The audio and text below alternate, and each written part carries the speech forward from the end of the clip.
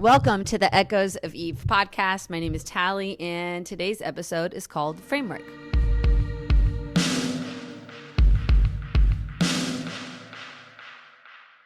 So this podcast's primary purpose is to bring to the surface the stories of women in the Bible. Now, the reason why I named it Echoes of Eve is because I believe in creation. I believe in God's perfect design, and I believe that these women's lives in the Bible, as well as ours today, are all just echoes of what happened in the garden. And I believe in Jesus, and I believe in the restoration of all things. So as we learn from our past and the truth of Jesus, we are actually empowered for our future. So as you listen to these episodes, there is a certain framework I'd like you to use when listening, comprehending, and understanding the lives of these women. I don't know if you've noticed this yourself, but over the years, the world has tried to create these centers of gravity around society. At first, we heard the suggestion of evolution and this causation of cutthroat competition to survive as the primary drive of life. Now, later on, we've learned that Darwin was a complete racist, and he developed his whole theory of evolution to scientifically argue why slavery was permissible. Yep, he believed that black people were not evolved fully yet, so they were still animals, and we can enslave them as well as treat them horribly. Absolutely wicked. Then we heard the suggestion in the midst of the psychological boom that sex was actually at the center of life and all of life's decisions. Which again, we learned later on that Freud and his colleagues were absolutely perverted in the worst ways. And if you deep dive into their research, you would be haunted, as I've been, learning what they did to children and to babies. It's appalling. But they did this to prop up their scientific justification for perversion. So then we move forward. We've heard a lot about this Marxist idea that power is the driving force of people in society. And we learned about it economically, now racially, and that you can only fit in the one category of the dichotomy between oppressed and oppressor. We also have heard suggestions that money is at the center of our driving force and of society, and that you either are one who exploit for greed or you are exploited for greed. So we've seen these suggestions. There are so many more out there.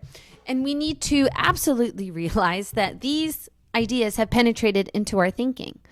And as Christians, we need to absolutely understand that the center of society is actually based on how welcomed the spirit and truth of God is. Have the people surrender to God?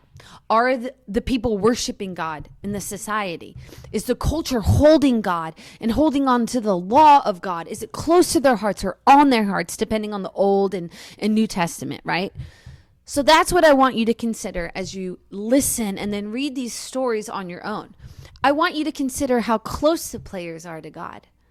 I want you to consider how close the players are to more biblical values even, because it will absolutely shape the story. The closer the players are to the presence, to the existence, to the admiration, to the devotion to God, the more these stories play out in certain ways. Now, we're talking about an extremely long period of time, so I'm painting with a very large brush here.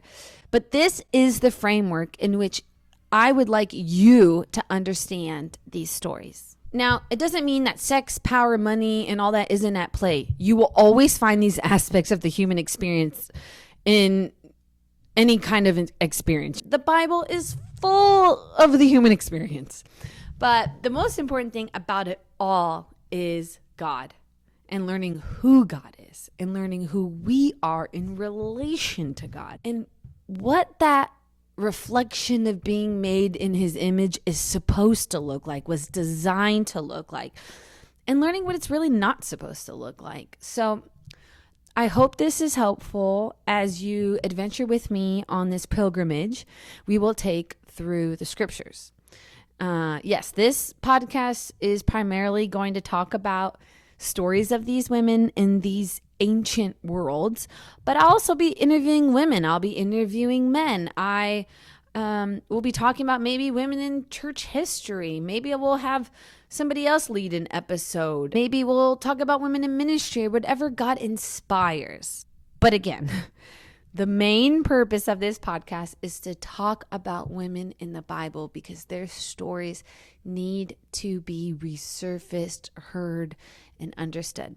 Lastly, I want to hear your questions. I would love to hear your requests for episodes and any commentary. I truly want to engage with you because I feel like the women in the Bible just haven't been covered or brought up enough. And I get it. The Bible's mostly taught by men. And for a while, I was the kind of person who only learned Bible stories on Sundays, which is where a lot of us start. And we just kind of get used to the same people of the Bible, kind of like the same heroes, the few women here and there, because oftentimes a lot of these women get overlooked and we don't even really know it. We don't do our own due diligence. The Bible is dense, so I'm not throwing shade, okay? Even in my divinity degree at school, it was rare. But the times my professors mentioned a fact about a woman that I didn't know well, or maybe didn't truly understand, I remember that. I still remember what they said, word for word. It made a huge impact on me. So look, I'm learning with you. I've been highlighting women on my Instagram for a few years now, on and off, and truly learning the lives of these women in real time. So let's explore these stories together. Let's dive deep together because I can only share so much on a 15-second reel and in a little caption, So I'm glad you're here. I'm glad you're listening. Comment on Spotify, do all the things, subscribe, find me on Instagram at Echoes of Eve Podcast. Share this pod with 5 other women and let's start our tribe. You know what I mean? All right. Love you. God bless you. Talk to you soon.